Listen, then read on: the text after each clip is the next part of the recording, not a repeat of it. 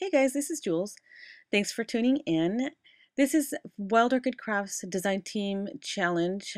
We were supposed to create something with some die cuts that Natasha sent us. So this was my project that I did. There are detailed pictures over on my blog and product item links on my blog as well. The link to that post is below. I recorded myself as I was making it, so we're just going to roll right into the video. Thanks. So here are the pieces that I had. There's three pieces of the house, the fence, the little hearts, different hearts, little flower, zigzags. So I originally used a different paper collection, but I covered it up with some vintage blue by Glitz Design. So you're not going to see how I exactly put it on, just because. I painted some of the chipboard in a pink color, but I changed it to an olive, kind of an army green kind of color. So here you'll see some of the chipboard is already white from my previous attempt. I changed my mind a lot during projects. So what I'm going to do is after I painted it and let it dry, I'm going to run some, I'm going to run all the little pieces in my embossing ink using some UT to create like an epoxy sticker type of effect on them.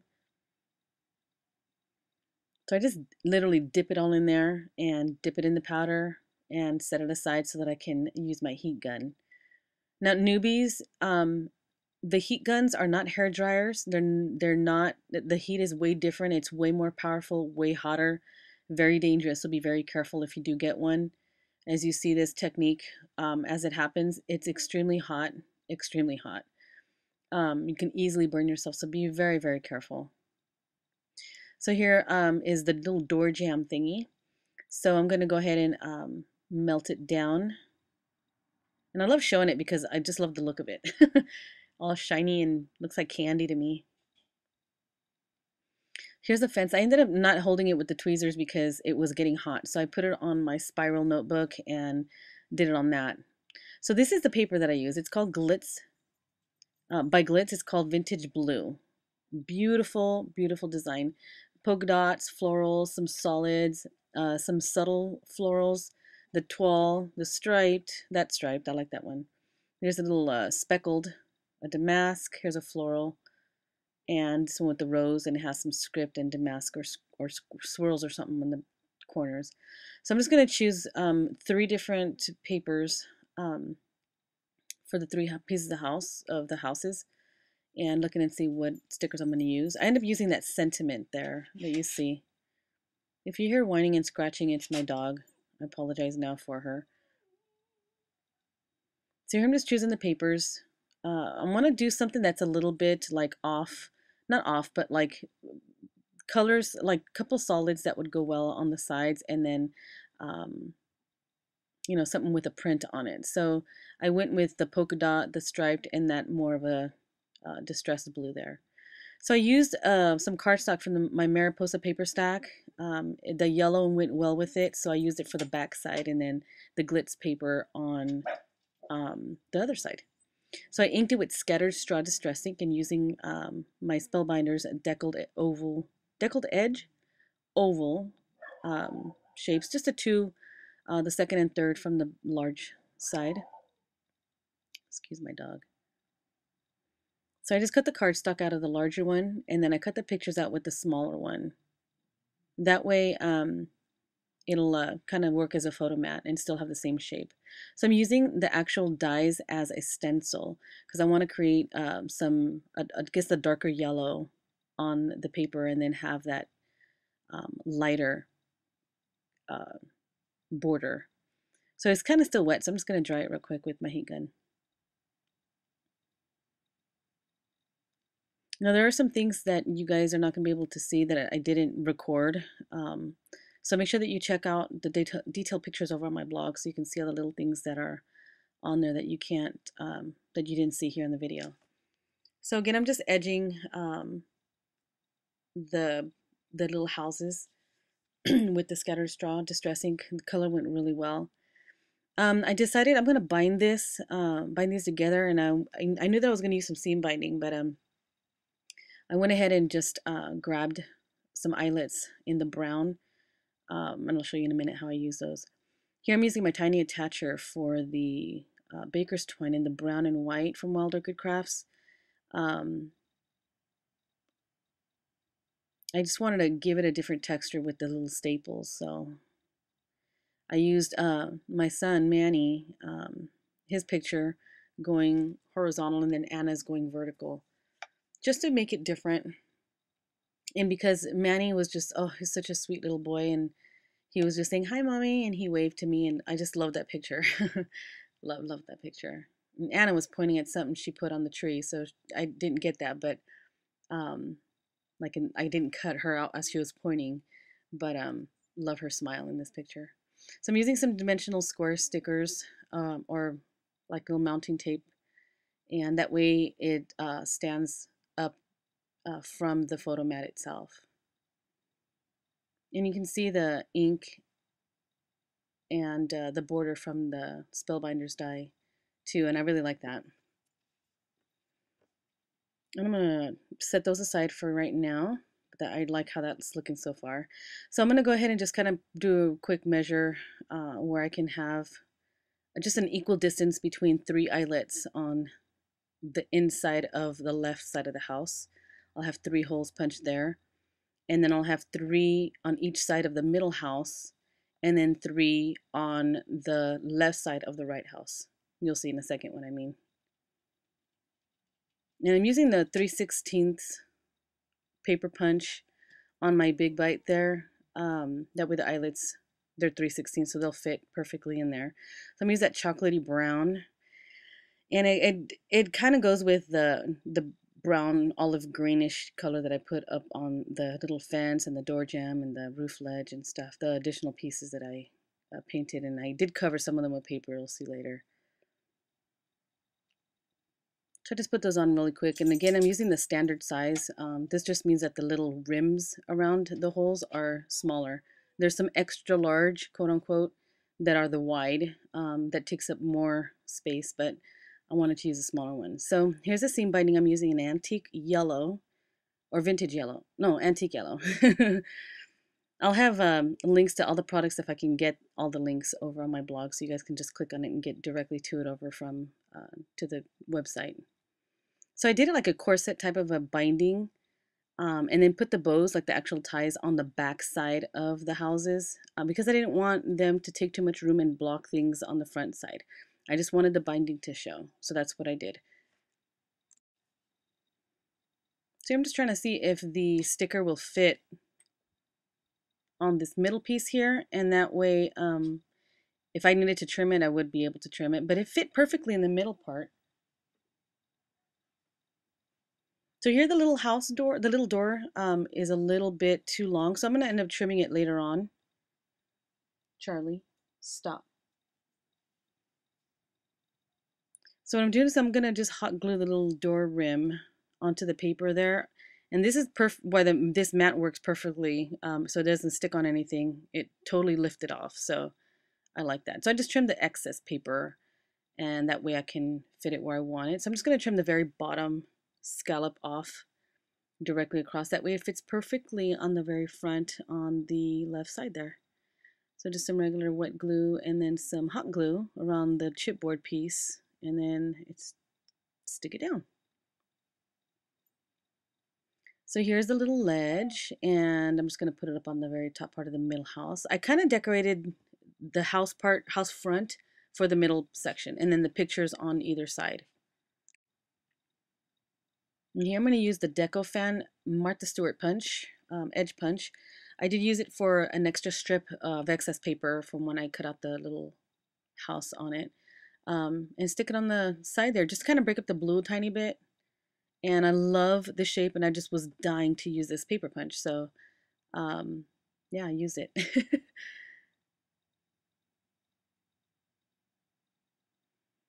So I'm just going to glue the very edge over. And this is how I take off excess paper, especially to make it more unified, like it's, was effortless to put there. I glue it down, and then using my emery board, I just shave it off, and it looks great.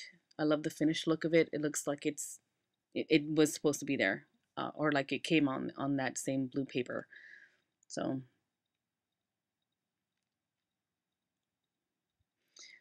I'm gonna just put some red sticky tape on the back side, and go ahead and just stick Anna down on that side.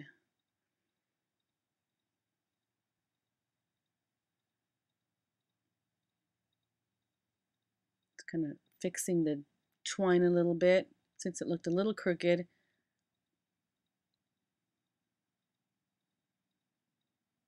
So I had to take the binding, the seam binding off of that side to get that border punch down, but I'm gonna, there it is, I already put it back on. See how fast I was? Didn't even see it.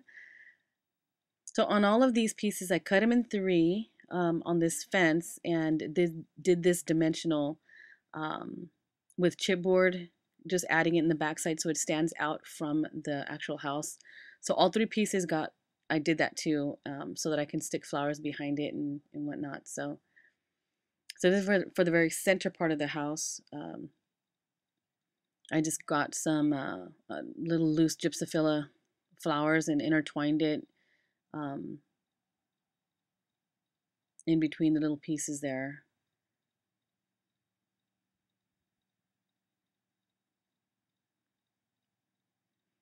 And I had some loose. They do. Wild Orchid Crafts has these in loose flowers, like individual pieces. I forgot I had them, and I was just cutting up the stems, the little sprays, and forgot about it. So I'm just putting some random roses down and stuff, so that kind of arranging them, see how I want them. I added different colors too. So there's some of the brown. I added blue. Added white later. Little rosebuds too. So I'm going to use this little epoxy stickers that says live on the very bottom part there. And it pops really well up against that color. It looks really nice. So I'm just going to tack that down real quick. Voila. I'm going to use this one here that says gorgeous. Set that over by Anna's picture. So I'm going to grab some crocheted flowers and then put just a couple of them under her photo. And I grabbed this little blue rose to put over by the word gorgeous. Yeah, I brought those down. I'm just going to glue this one down. And then I end up grabbing some more of the very small rose leaves in the green. And I did tuck a couple behind the crocheted flowers. But I was out of frame and you didn't see it. So I apologize that I was out of frame. I did trim it a little bit down because I already glued them down and there was no room to tuck the little edge. So that way it looks like it's tucked under. So I'm just, I'm about to adhere Manny's picture down. Here's my baby. He was about 6, 7 years old here. He's so sweet. He was saying, "Hi, mommy," and he waved at me. He's almost 22 now and about to graduate from college. So proud of my son.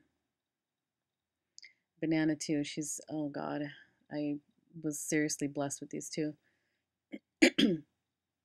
So I have some of the chipboard pieces, the hearts here that I ended up covering with paper and the little flower as well. You see the green there. I did do the little UT effect on that, but I changed my mind. I just changed my mind. So I'm just cutting out the paper and then shaving off the excess as I do, and I'll tack those down in a second. So what I want to do for the little fence that's over on Manny's side, and you guys will notice there's a little piece of lace over there on his side on the left. I thought I was recording that, but I guess I didn't. Anyways, I did just put some greenery of these loose ivy leaves that I had in just my stash. So I just wanted to, again, to add the greenery to the back side of the fence, and then just add some of the flowers. And I didn't want to cover it a lot, so I did just add them kind of just growing off to the left and the bottom. And there's a few that's sitting on the center part. So again, here's some new flowers. I was going to say something else, but here's some of the new flowers with the blue centers. I did end up using a couple of these on this project. Love these tiny ones.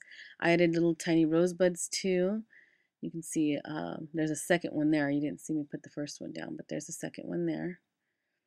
And on the little blue flower, the chipboard piece, I added this little pearl, and I'm going to glue that down on the very tip top of that ledge there.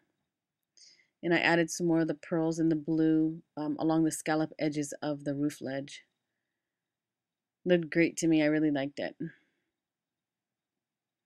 So for the little heart that's over by Manny, I went ahead and grabbed the word adore that is in the smaller letters and just stuck that down on the paper and then, or on the heart, glued it down by him over there. And yeah, I was trying to use all of the chipboard pieces. I didn't, I think the only thing that I didn't use was the other half of the zigzag. So here's the little 2 rosebuds that I glued over there by the door, by the blue one. And on Anna's side, I am going to go ahead and I just cut down the fence a little bit so it's not too big. And I did again with the dimensionals on the back side already. So I'm going to add some more of the extra small rose leaves. Those 3 there on the corner. And then on the berries, I just cut off the bottom and then rearranged it and kind of bundled them up a little bit more. And then I'll glue that down. So there it goes down. And then I cut the bottoms off because they were sticking out. And then I just glued it down so it'll just stay down really good. So now some more flowers again. Again, I did some of the vintage blue, the two-tone blue, the two-tone yellow. I think I did a sepia brown somewhere in there, but I'll skip ahead right now and we'll see what I did because I don't remember what I put on what color flowers I put on it. There's a lot of little roses on here, and of course I wanted to stay with the shabby chic theme, but using a different color palette, and I think I achieved that in my eyes, anyways. Here's some more lilies, and again, I'm gonna do just a couple on this side because I want to hide the chipboard from the fence that I cut. So I did add a couple of the lilies on this edge, and then I'm gonna add another little white one here. I end up adding a tiny rosebud later. So on like this little stand here, what I did is just use some wet glue and then